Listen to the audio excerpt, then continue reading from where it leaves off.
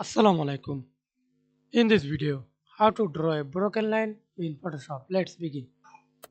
Create a new layer, select the pen tool, click pen tool and do not use fill, add a stroke, press enter.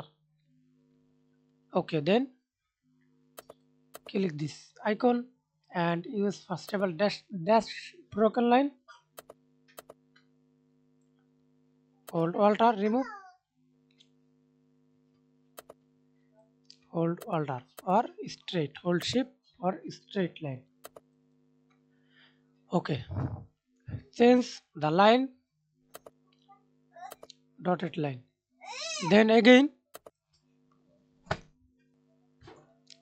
then again change the line,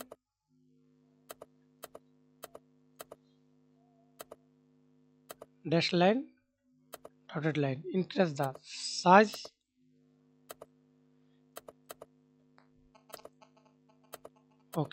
and change the color, line color.